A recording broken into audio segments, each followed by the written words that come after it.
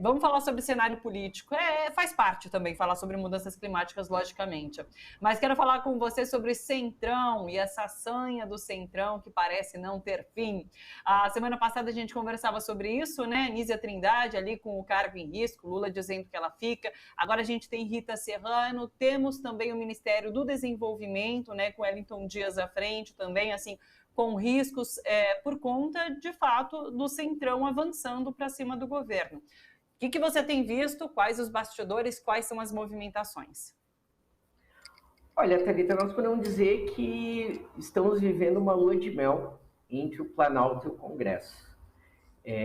O Lira fez uma birrazinha na semana passada, como a gente comentou, o governo tinha preferência para o arcabouço fiscal e para a CARF, mas entregou as emendas e o Lira entregou a reforma tributária.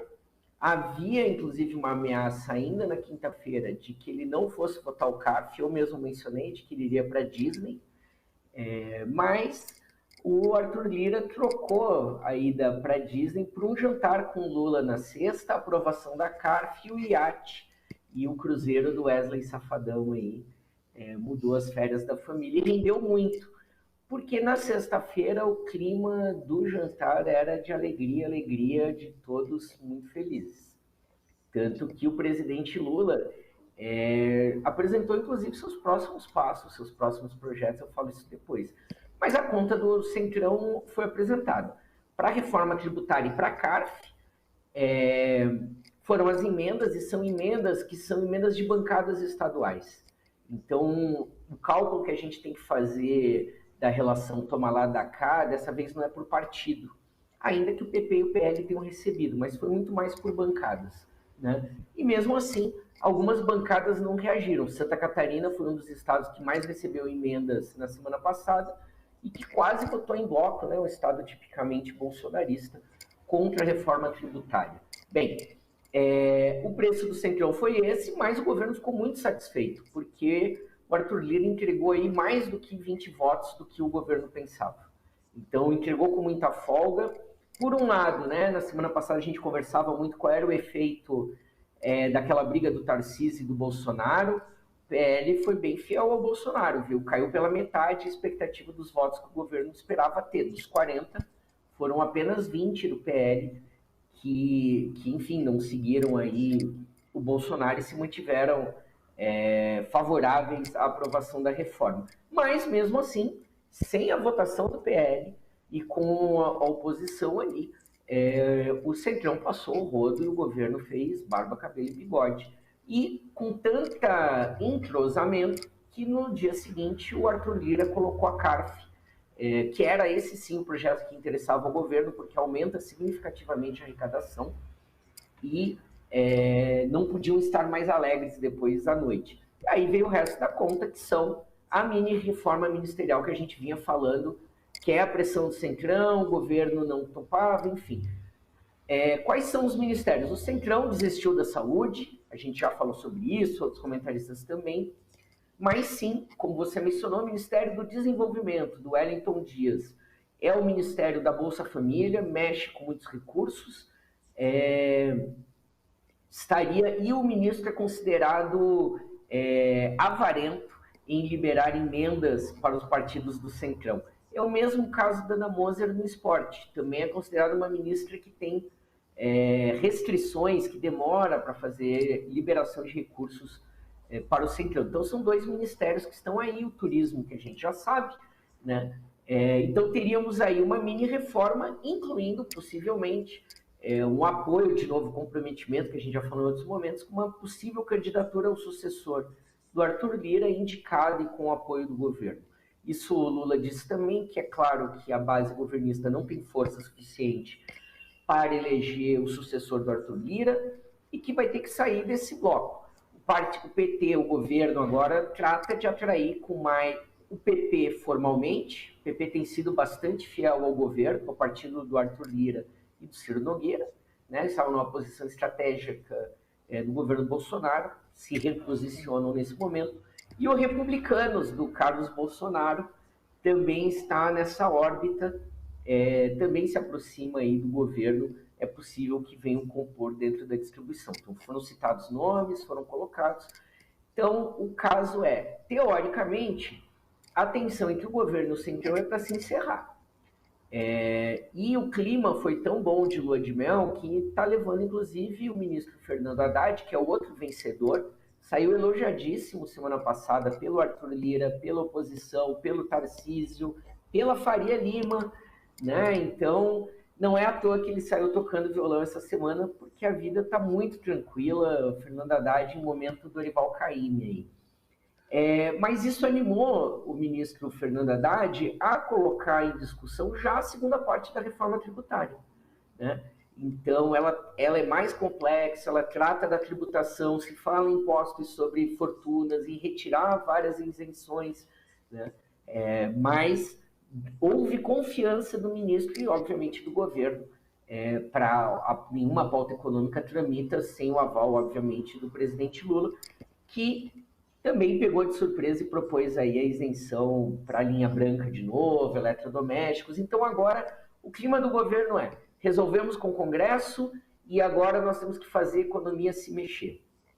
É claro que a batalha continua sendo a taxa de juros e que o governo tem dificuldades, então a gente sempre tem que ficar atento nisso, mas o governo pretende uma nova ofensiva a partir de agosto.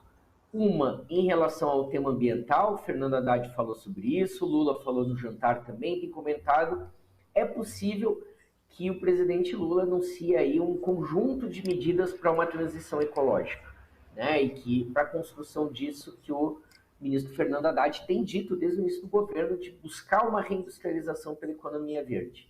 Então, esse processo seria fundamental e cai de novo no que o Lula gosta muito de fazer e que é a outra prioridade dele no segundo semestre, que é de novo a política internacional. Lula deve procurar o Papa Francisco novamente e de lá fazer um chamado à campanha mundial contra a fome. Então, esse tema da descarbonização, né, da mudança, da transição ecológica, dos combustíveis fósseis, etc., e da campanha contra a fome, são os dois cabos eleitorais que o presidente deixou escapar na intimidade de que sonha com o Prêmio Nobel da Paz nesse ano, e que vai trabalhar com isso agora, porque o Congresso, promete Arthur Lira, vai lhe deixar em paz e vai ter dias de tranquilidade. Então o governo está chamando o que a gente teve de super semana, que fecha com esse jantar de acordos, prevê essa mini reforma e essa ofensiva para a política internacional no segundo semestre, e espera que vai ter dias de... A promessa do Arthur Lira foi essa, vai receber votações tão tranquilas quanto foram as da semana passada. Então, clima de banquinho e violão para Haddad e Wesley Safadão para o Lira. Você sabe, Miguel, que eu conversava com o Miro ontem e ele alertou que esse clima de lua de mel entre Haddad e o mercado pode não durar muito, justamente por conta dessa segunda parte da reforma tributária. Você também acredita que essa separação vem a curto prazo? Eu acho que não. Normalmente concordo e gosto muito das análises do Miro. Uma pessoa que não consegui reencontrar desde o fim da pandemia ainda, tenho saudades das nossas conversas, mas isso é um dos fatos positivos da semana também, que a relação do Haddad com a Faria Lima puxou uma melhora da imagem do Lula com os fundos de investimento, com a Faria Lima em geral, que é um setor que normalmente tem muito convicto essa rejeição ao presidente Lula, né? É claro, o tema da reforma tributária, ele vai mexer com a taxação de ricos, pode mexer, né? Não sabemos. Ele pode simplesmente ajustar de novo, né? Assim como o Haddad fez no arcabouço fiscal, até ha sido muito discreto, bastante sigiloso para discussão da proposta e para apresentação. Então a gente ainda não sabe em que termos ela vai se dar, mas o Haddad tem dito, eu tenho que apresentar a segunda parte da reforma tributária antes da próxima lei orçamentária, antes do orçamento de 2024, senão não tenho recursos para isso. O que a gente tem visto é que, de novo, como foi nos governos Lula 1 e 2, o impacto que a gente vai tendo na economia, na saída dessa política neoliberal ortodoxa, é tão grande que sobra, inclusive, para o mercado financeiro, mesmo ele cortando na carne. Então, a gente já falou que tem aí expectativas da Bolsa de Valores, o próprio mercado tem reajustado, tem baixado a expectativa da inflação, aumentado a expectativa do PIB, antecipado a expectativa do corte de juros, né? Então, eu acho que, de maneira geral, enquanto o governo mantiver uma linha de arrecadação que seja feita pela emissão de títulos da dívida, né, o Tesouro Direto, que até nós que temos CPF podemos acessar, eu acho que o mercado financeiro fica tranquilo, mesmo que a gente tenha aí um rebaixamento da taxa de juros. Agora, se a forma de financiamento do governo mudar, dessa arrecadação por títulos para uma arrecadação por tributo, pela produção, aí sim o mercado financeiro quebra os pratos. E foi exatamente o que aconteceu com a Dilma Rousseff em 2014 a 2016. À medida que a Dilma foi baixando os juros, incentivando a industrialização e transferindo dinheiro da taxa de juros para investimentos sociais e da própria indústria, né, ainda que a burguesia não comprou, né, preferiu manter a sua solidariedade no mercado financeiro, enquanto não mexer nessa lógica, o mercado financeiro está junto. Então, acho que ainda tem algum fôlego. Eu acho que até o fim do ano a lua de mel continua. Mas a gente vai ter mudanças em algum momento, sim. Nesse sentido, eu concordo comigo.